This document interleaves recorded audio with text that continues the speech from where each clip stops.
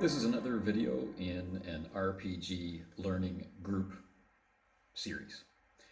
It's been my habit in the past to complete or try to complete one of these series before moving on to a different game.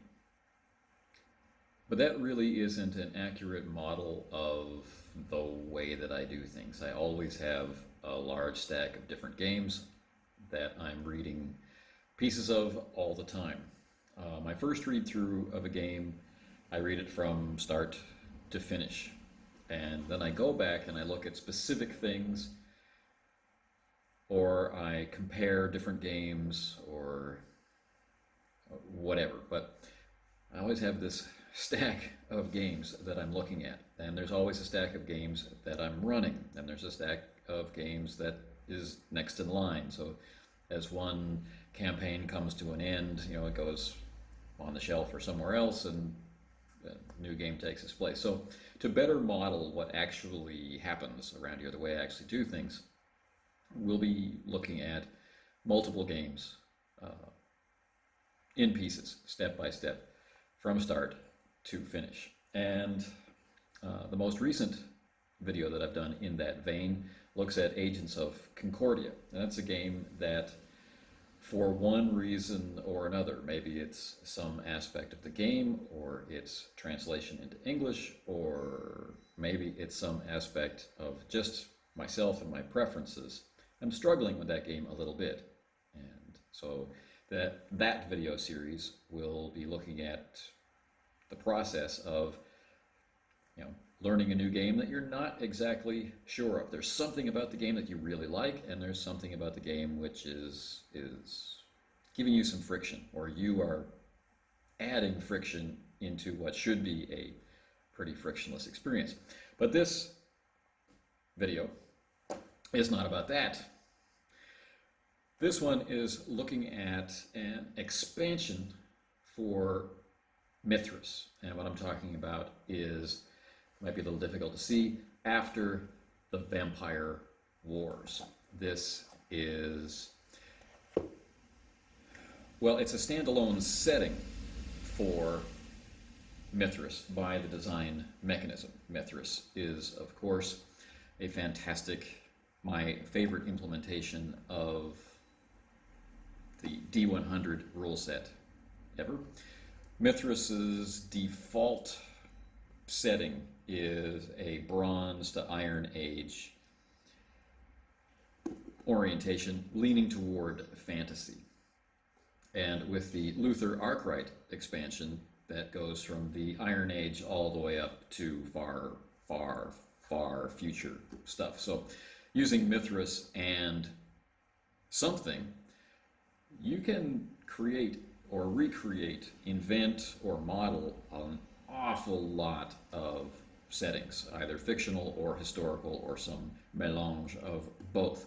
Mythras by itself as a core is a settingless toolkit, meaning there are parts of it that you'll use and parts of it that you won't, and some settings will harness all of it, and some of it will only need, some games will only need parts of it. And some additional parts are handled by supplements, such as the aforementioned Luther Arkwright, or the topic of this particular series, after the Vampire Wars. This is a book by John Snead, and I automatically feel like seeing that name is kind of a stamp of quality, but seeing it in conjunction with the design mechanism who handles Mythras kind of allays any fears I might have about picking the product up. Physically, this is a soft cover, and it runs, how many pages? It runs 150 pages total to the end of the index. And as you can imagine, it is definitely not settingless. This is after the Vampire Wars. It's very specific, but it still follows the same basic ethic of being able to take the pieces and repurpose them for whatever it is that you would like to do.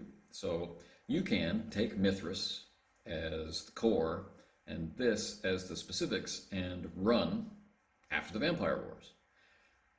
Or you can take all the character creation options for making vampires and other supernatural things and create your own take on, urban fantasy or some sort of modern day supernatural thing. Just kind of cool. So let's take a look inside. This is a black and white option, like most books from the design mechanism.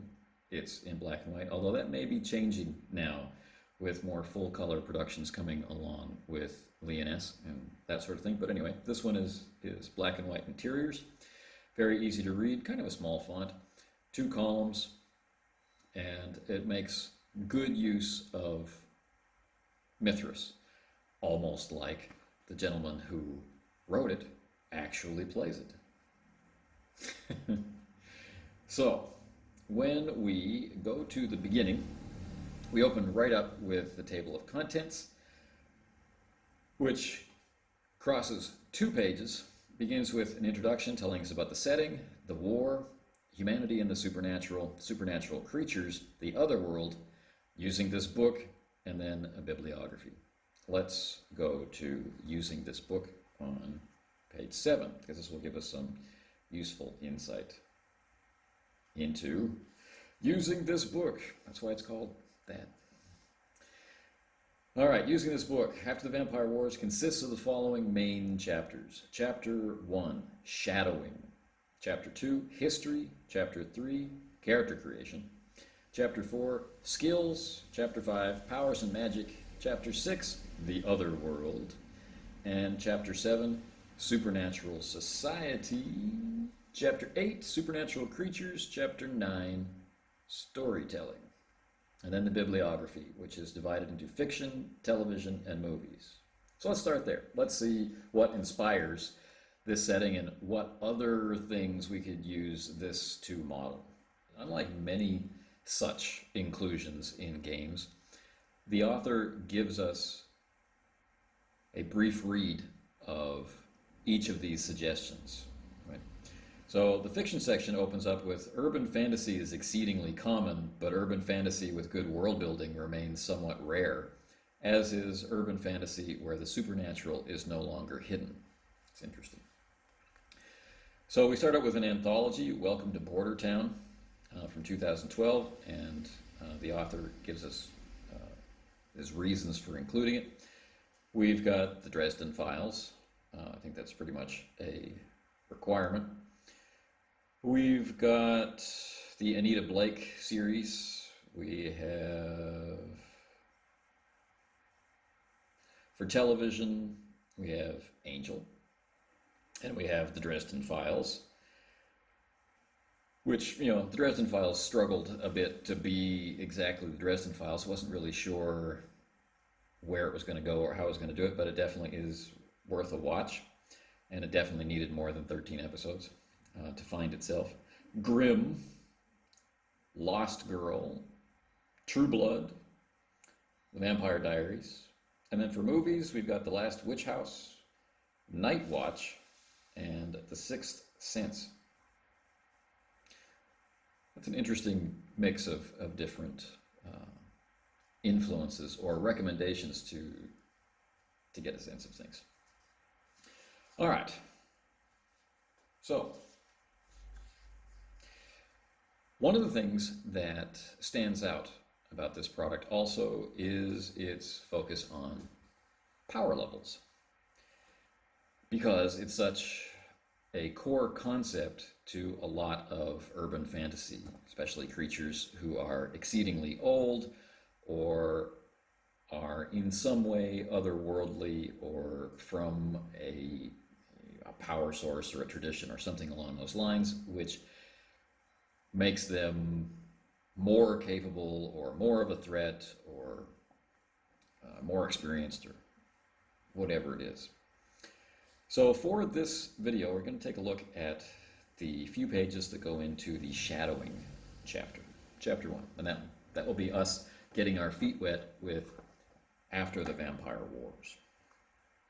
Okay. before we get there, let's take a look at the general introduction. The setting. After the Vampire Wars is an urban fantasy setting book for Mythras, as we've talked about. It's designed to be run with almost any type of urban fantasy campaign. However, it also includes its own detailed background. So kind of making it the best of both worlds, right? If you're like me, someone who wants to work in collaboration with the players to figure out what it is that we want to run and then settle into our respective roles to make that happen. Or if you are looking for something that has more of its moving parts done for you so you can focus on some specific aspect of preparation. So hitting a nice middle ground there. The war. Other than the existence of vampires, powerful magic, and similar supernatural phenomena, the major way the setting for After the Vampire Wars differs from our world is the war. What is the war? It says in 2008, the government of the United States used a network of newly installed street cameras to identify and attempt to exterminate all vampires. Unfortunately, the government had no idea exactly how powerful or well prepared some of the older vampires were. And that sets off a chain of events, which brings us to After the Vampire Wars. Humanity and the supernatural. The vast majority of humans have absolutely no ability to interact with the supernatural. They cannot tell if someone is attempting to read their mind or to notice that a ghostly presence is watching them. Ordinary humans also have very little resistance to supernatural influence. But there are some who are known as seers, and they're able to sense magic and supernatural beings and are more resistant to all forms of supernatural manipulation. Guess what you'll be playing if you play After the Vampire Wars. All right. In addition to being sensitive to the supernatural, seers are also the only humans who can gain supernatural abilities.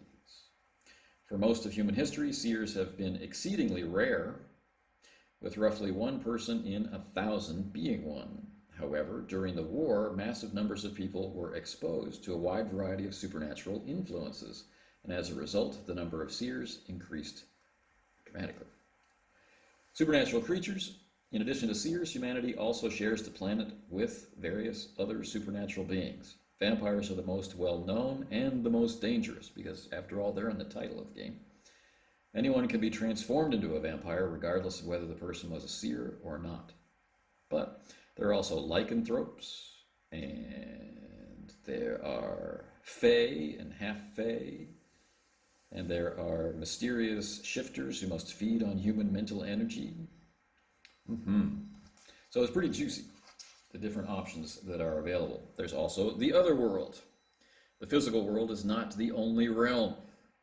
There is also a mystical realm known as the other world, which is simultaneously the land of dreams, the realm where spirits dwell, and most importantly, the home to many utterly inhuman supernatural creatures.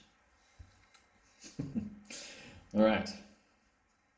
Nice. So whether you use the embedded setting or whether you use it to use it as an implication for a setting of your own, or whether you decide to just play the Dresden Files or Anita Blake or whatever, seems like we're going to have a lot of options. Shadowing. This is our first chapter. Shadowing is an effect that causes ordinary human beings to ignore or dismiss most evidence of the supernatural that does not directly affect them. This is a good explanation for how you can have supernatural creatures who exist, and we've always been among you from the dawn of time we came, as in Highlander. They can exist and things can happen, and in the moment people can react to them, but then after it's over they tend to forget. So this is a conceit we've seen used in the World of Darkness and in other places. In this game's setting, there was such a widespread interaction with the supernatural that post-war, this shadowing effect has gone into decline. There are degrees of shadowing that are represented, uh, willingness to turn away from, forget, or in some other way reject evidence of the supernatural.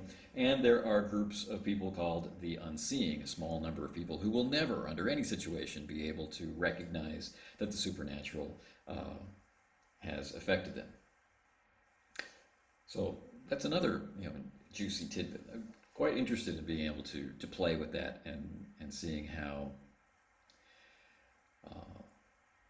the events of the campaign have an effect on the normal humans that surround and are an integral part of the setting.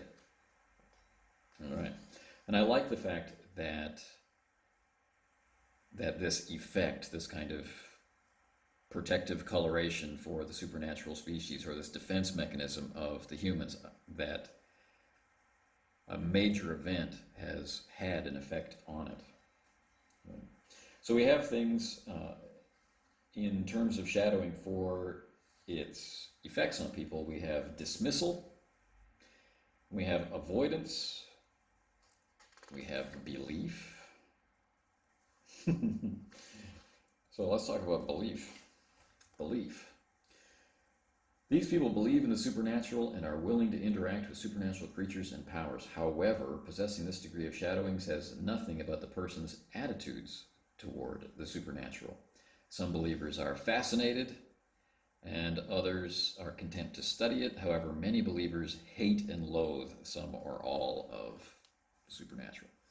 So you can see how this is working as a framework for urban fantasy, and how whatever vein of urban fantasy that you wanted to mine or invent or emulate, maybe we're going to find what we're looking for in here.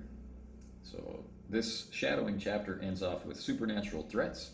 Regardless of their level of shadowing, if someone sees a lycanthrope, for example, in feral form, charging them, or is pursued by hungry vampires, that person reacts normally.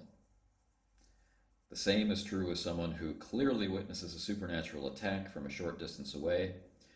Police officers who are called to deal with attacks by vampires and other creatures are free to react normally during the attack.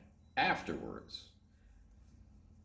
then we see how that particular experience is dealt with by them, whether it's dismissed or forgotten or whatever. So we have memories of the war, shadowing and telepathy, and children and shadowing to end this chapter. So memories of the war, everyone remembers the war. However, what people remember differs. And shadowing and telepathy, if a psychic character reads the mind of someone subject to shadowing, they discover that the shadowing actually affects what the person remembers. In the memory of someone in denial, a goblin really looks like a raccoon, and a ghost is seen as a flapping curtain. So the real memory is the distorted, affected memory. And that's also kind of interesting.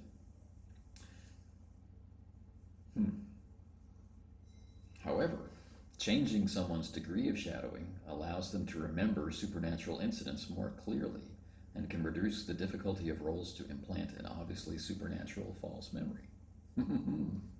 And children are no more likely to be seers or possess other supernatural abilities than adults, but they're somewhat less subject to shadowing. Okay, we will talk about the history section another day. We've been looking at After the Vampire Wars, which is a supplement or expansion for Mythras to turn it from Bronze Age fantasy into your flavor of urban fantasy. If you've got the books, or if this sounds interesting, please join me. Leave comments here or join the role-playing game learning group on Facebook. For our understanding of games to grow, for awareness of the thousands of games that are out there just waiting to be played, we need to talk about them, and we need to learn them, and we need to actually play them. And that's what series like this are all about. So Until next time.